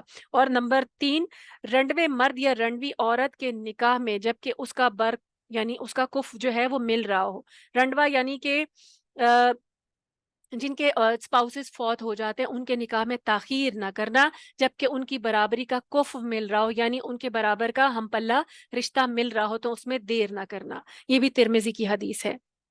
پھر آگے اللہ سبحانہ وتعالیٰ نے فرمایا وَلَا تَهِنُوا فِي ابْتِغَاءِ الْقَوْمِ إِن تَكُونُوا تَعْلَمُونَ فَإِنَّهُمْ يَعْلَمُونَ كَمَا تَعْلَمُونَ وَتَرْجُونَ مِنَ اللَّهِ مَا لَا يَرْجُونَ وَكَانَ اللَّهُ عَلِيمًا حَكِيمًا۔ اللہ سبحانہ وتعالیٰ فرماتے ہیں اور مخالف قوم کے تعاقب میں کمزوری نہ دکھاؤ، یعنی دشمنوں کا پیچھا کرنے میں کمزوری نہ دکھاؤ، اگر تمہیں دکھ پہنچا ہے تو تمہارے ہی جیسا انہیں بھی دکھ پہنچا ہے، اور تم اللہ سے اجر و ثواب کی امید رکھتے ہو جو کہ وہ نہیں رکھتے، اور اللہ تعالیٰ سب کچھ جاننے والا ہے۔ یعنی اگر جنگ میں تمہیں کوئی نقصان پہنچتا ہے تو دشمن کو بھی تو پہنچتا ہے۔ اب آپ دیکھیں نا اللہ سبحانہ وتعالیٰ نے مسلمانوں کو کیا کہا کہ دشمن کو سے کبھی یعنی ان سے محتاط رہو، پہلے تو کہا تھا کہ ہتھیاروں سے لیس رہو، اور پھر ساتھ کہا کہ ان کا تعاقب بھی کرو، ان کے معاملے میں ڈھیلا نہیں پڑنا، اور ساتھ یہ کہا کہ جنگ میں اگر تمہیں کوئی نقصان پہنچتا ہے تو دشمن کو بھی تو پہنچتا ہے، جبکہ تمہیں تو اس پر اجر کی امید ہوتی ہے اور دشمن کو تو کوئی امید ہی نہیں ہوتی۔ آپ دیکھیں نا مشرکوں کا حال کیا ہوتا ہے، مومن اللہ کے راستے میں لڑتا ہے، اسے غازی ہونے کی صورت میں بشارت کی امید، شہید ہونے کی صورت میں جنت کی امید، یعنی اس کو ملتا ہے یہ سب کچھ، اور کافر جو نکلتا ہے نہ اسے اللہ تعالیٰ پر یقین ہے نہ اسے آخرت پر یقین ہے، اور وہ جو مشقت اٹھاتا ہے مارا جائے گا تو سیدھا جہنم میں، اسے کوئی امید ہی نہیں ہوتی کیونکہ وہ اللہ کے لیے نکلا نہیں ہوتا، اور اگر وہ لڑ کر راستے میں جو صعوبت اٹھاتا ہے، گرمی اٹھائے گا، جو سفر ہے لمبے لمبے طے کر کے تھکے گا، زخم لگیں گے، اسے کیا اجر ملے گا؟ اس پہ اسے تو کوئی اجر نہیں ملتا۔ تو مومن کا اللہ پر ایمان ہونا، اللہ کے راستے میں نکلنا، اس پر تو اجر ہی اجر ہے۔ تو اللہ تعالیٰ نے کیا کہا تم تو اس چیز کی امید رکھتے ہو جس کی تو ان کو امید ہی نہیں، پھر بھی وہ تمہارے لیے نکلتے ہیں، پھر بھی وہ تم سے لڑنے کے لیے نکلتے ہیں، وہ نکلتے ہیں اپنی حمیت میں، اپنی ضد میں، اپنے تکبر میں، اپنے تعصب میں ان کو اللہ سے اجر کی کوئی امید نہیں ہوتی. ان کی نیتیں اور ہیں، تمہاری نیتیں ہی اور ہیں. تو تم کیوں کمزوری دکھاؤ؟ تم نے کمزوری نہیں دکھانی، تمہیں امید رکھنی چاہیے اللہ تعالیٰ سے، اور اللہ تعالیٰ خوب جاننے والا اور حکمت والا ہے. اب آگے پھر مضمون چینج ہو رہا ہے. یہاں پر اللہ سبحانہ وتعالیٰ فرماتے ہیں آیت نمبر 105 میں، اِنَّا أَنزَلْنَا إِلَيْكَ الْكِتَابَ بِالْحَقِّ لِتَحْكُمَ بَيْنَ النَّاسِ بِمَا أَرَاكَ اللَّهُ وَلَا تَكُن لِّلْخَائِنِينَ خَصِيمًا وَاسْتَغْفِرِ اللَّهَ إِنَّ اللَّهَ كَانَ غَفُورًا رَّحِيمًا. اللہ سبحانہ وتعالیٰ فرماتے ہیں، اے نبی صلی اللہ علیہ وآلہ وسلم، ہم نے آپ کی طرف سچی کتاب نازل کی ہے تاکہ جو کچھ بصیرت اللہ تعالیٰ نے آپ کو عطا کی ہے اس کے مطابق آپ لوگوں کے درمیان فیصلہ کریں، اور آپ کو بددیانت لوگوں کی حمایت میں جھگڑنا نہیں چاہیے، اور اللہ سے بخشش طلب کیجیے، اللہ یقیناً بہت بخشنے والا اور رحم کرنے والا ہے. یہاں پر دیکھیں بات ہو رہی ہے، ایک مضمون ہے، ان آگے جو آیات آ رہی ہیں مسلسل ایک واقعہ رونما ہوا تھا نبی صلی اللہ علیہ وسلم کے دور میں، اس کے متعلق آگے آیات آ رہی ہیں. واقعہ کچھ یوں تھا، ان آیات کا جو پس منظر ہے کہ انصار کا قبیلہ تھا بنی ظفر. اس کا ایک آدمی تھا بشیر بن ابی رکھ.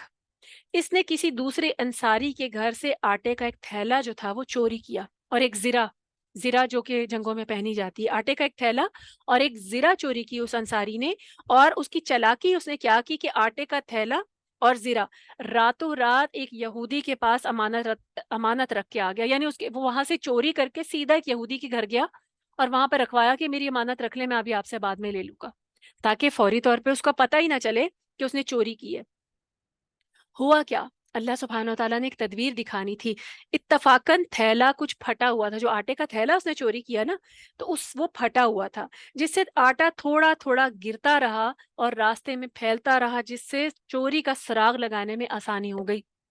اب ظاہر ہے چوری کا پتہ چلا، اگلے دن مالک نے دیکھا تو آٹے کے پیچھے پیچھے جا کے مالک نے پیچھا کیا تو وہ بشیر بن ابیرک کے گھر پہنچ گیا اور اس سے اپنی چوری کا ذکر کیا.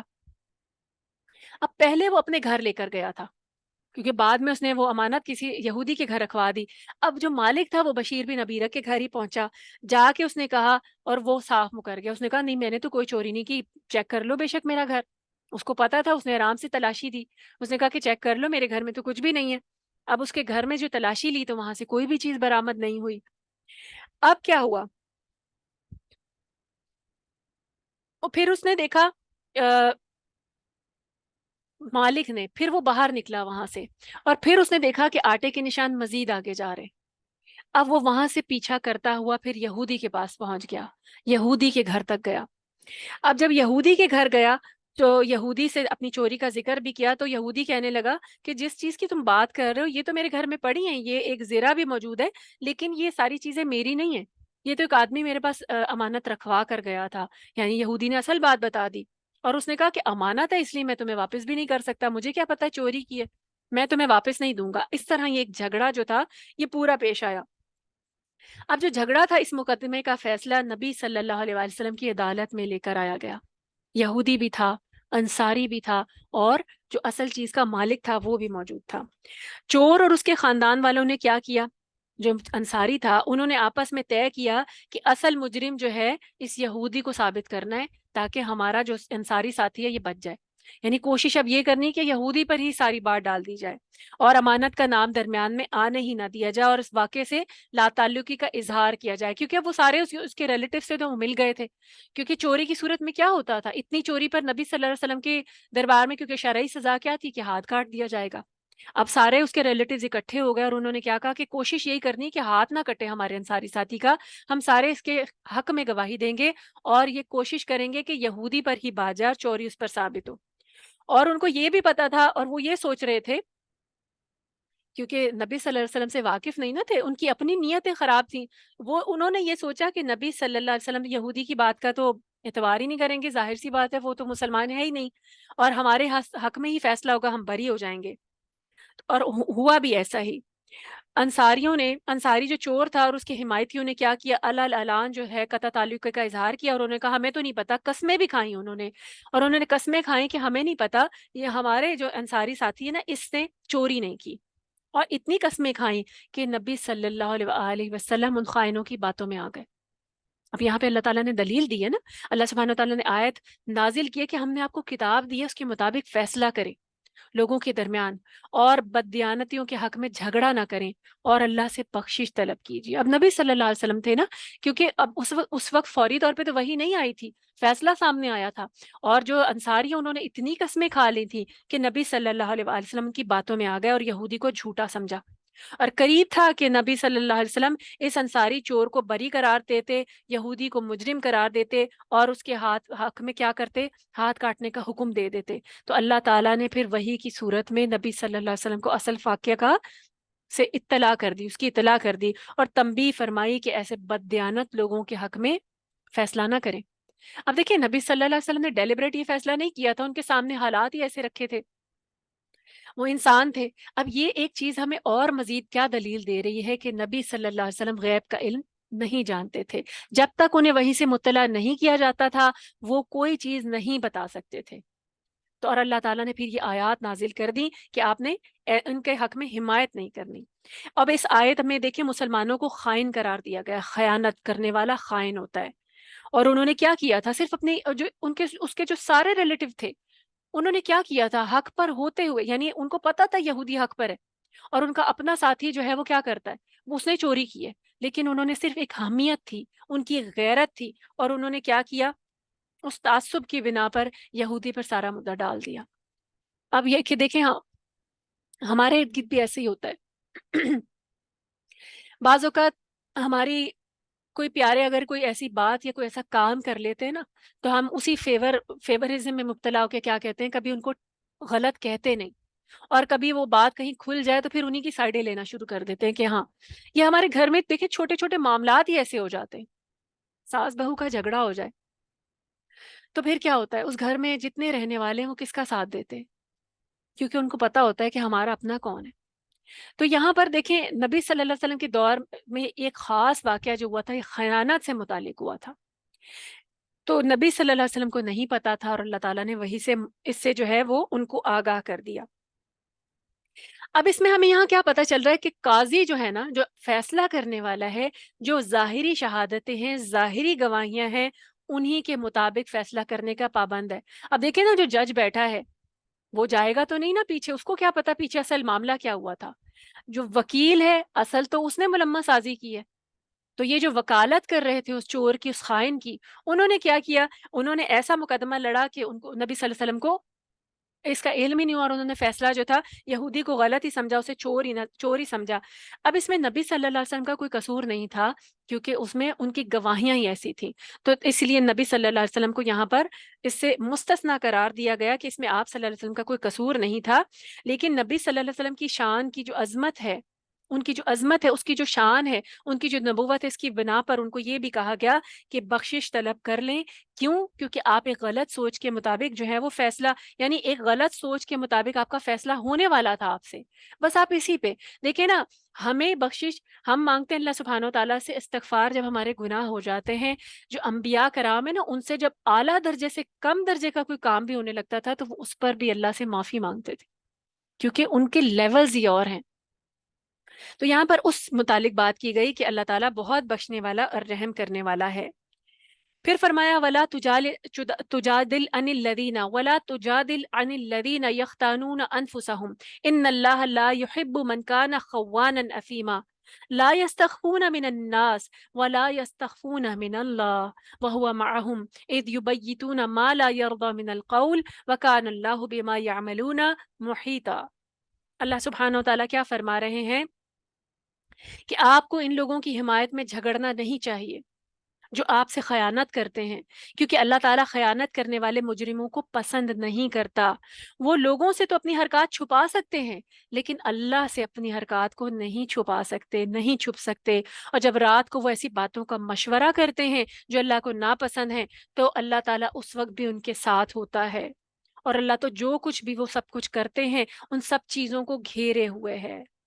یعنی نبی صلی اللہ علیہ وسلم کو کیا کہا کہ یہ جو خائن ہیں آپ کو ان کی حمایت میں جھگڑنا نہیں چاہیے۔ یہاں خائنوں سے مراد یہ نصارہ کا، یہ انصاریوں کا یہ خاندان ہی تھا، انہوں نے قسمیں کھائی تھیں، اور ایک بے گناہ یہودی کے سر پہ کیا کیا تھا، سارا الزام تھوپ دیا تھا چوری کا، اور اس کی وجہ سے کیا ہو جاتا، اس کے ہاتھ کٹ جاتے، تو نبی صلی اللہ علیہ وسلم سے کیا کہا کہ آپ یہ جو ہے خوان ہیں، خائن ہیں، ان کی باتوں پر جھگڑے نہیں، کیونکہ اللہ تعالیٰ کو ایسے خائن پسند ہی نہیں ہے جو کیا کرتے ہیں، بے گناہ پر الزام تھوپ دیتے ہیں۔ کیونکہ زنا کا اصل چور کون تھا؟ وہ مسلمان تھا، منافق تھا۔ کیونکہ دیکھیں اس کا کلمہ تو اس نے پڑھا ہوا تھا، لیکن اسے الزام لگا دیا، تو دراصل وہ منافق تھا۔ اللہ تعالیٰ نے یہاں پہ اس کو منافق بھی کہہ دیا۔ منافق جو ہے نا، اس کے اندر یہ خوبی بھی ہوتی ہے، یعنی اس کی ایک خامی، ایک طریقے سے یہ کہہ لیں کہ وہ کیا کرتا ہے، وہ خائن بھی ہوتا ہے، خیانت بھی۔ کیونکہ نبی صلی اللہ علیہ وسلم نے منافق کی جو خصوصیات بتائی ہیں، اس میں کیا ہے کہ جب اس کے پاس کوئی امانت رکھی جائے تو وہ خیانت بھی کرتا ہے، بات کرتا ہے تو جھوٹ بولتا ہے۔ تو دیکھیں یہاں پہ ان کی یہ خصوصیات، تو یہ پورا کا پورا خاندان جو تھا یہ منافق تھا۔ انہوں نے کیا کیا تھا کہ اصل جو چور ہے اس کو چھپا کر نبی صلی اللہ علیہ وسلم سے بھی غلط فیصلہ کروانے کی کوشش کی تھی۔ تو اللہ تعالیٰ نے کیا کہا کہ یہ لوگوں سے تو چھپ سکتے ہیں لیکن اللہ سے نہیں چھپ سکتے، اللہ تعالیٰ ہر چیز کو جاننے والا ہے۔ تو اس لیے کوئی معاملہ اللہ سے نہیں چھپا رہ سکتا، اللہ تعالیٰ ہر چیز کو گھیرے ہوئے ہیں۔ یہیں تک رکھتے ہیں انشاءاللہ، باقی جو ہے وقت مکمل ہو چکا ہے، آیت نمبر 108 تک ہم نے مکمل کیا ہے۔ انشاءاللہ اسی مضمون کو آگے بڑھائیں گے انشاءاللہ بشرط زندگی اگلی کلاس میں۔ اب آج ہم نے پڑھا ہے، اللہ سبحانہ و تعالیٰ نے ہمیں نمازوں کے بارے میں جو بات کی ہے، ہمیں پتہ چلا نماز قصر کے احکامات ہیں۔ اللہ سبحانہ و تعالیٰ نے ہمیں ایک صدقہ دیا ہے، ایک سہولت دی ہے۔ تو اگر کبھی ہم ایسے موقعوں پر آ جاتے ہیں، سفر کرتے ہیں، تو پھر اس میں قصر سے فائدہ اٹھائیں۔ نمازوں کو قصر کیسے کرنی ہے، جمع کیسے کرنا ہے، ہمیں یہ بھی پتہ چلتا ہے حدیث کے ذریعے۔ اس کے علاوہ ہمیں سب سے بڑی بات پتہ چلتی ہے کہ نماز کو اپنے اول وقت پر ادا کیا جائے گا، نماز میں سستی نہیں کی جائے گی۔ سستی کی نماز منافق کی نماز ہے۔ اس کے علاوہ جو ہم نے پیچھے مضمون پڑھا تھا، جہاں سے ہم نے آغاز کیا تھا، بلاد کفر، بلاد کفر میں جا کر رہنا جو ہے یہ مومن کا شیوا نہیں ہے، صرف آسائشوں کی خاطر، صرف لگژری حاصل کرنے کے لیے۔ کیونکہ اللہ کا رزق تو ساری زمین، اللہ ہر زمین پر ہے۔ اللہ تعالیٰ نے مومن کو جو رزق دینا ہے وہ ہر زمین پر ملے گا، کوشش سے انسان کو اجر ملتا ہے۔ اگر یہ صرف آسائشوں کی خاطر انسان بلاد کفر میں جا کر بسنا شروع ہو جائے تو پھر کیا ہوگا، اس کا اپنا ایمان، اس کی نسلوں کا ایمان ضائع ہو جائے گا، اور وہاں پر رہ کر اسے جو کچھ کرنا پڑے گا۔ بڑی سخت شروع میں آیات تھی ہیں کہ فرشتے جان نکالتے ہوئے بھی مواخذہ کریں گے، اللہ کے پاس تو مواخذہ ہوگا ہی ہوگا۔ فرشتے مواخذہ کرتے ہوئے جان نکالیں گے، اور وہ جان نکالنا بھی آسانی سے نہیں ہوگا۔ تو کبھی بھی جو ہے آسائشوں پر ایمان کا سودا نہ کریں، آسائشوں پر اللہ تعالیٰ کے احکامات کا سودا نہ کریں، حلال حرام کا سودا نہ کریں۔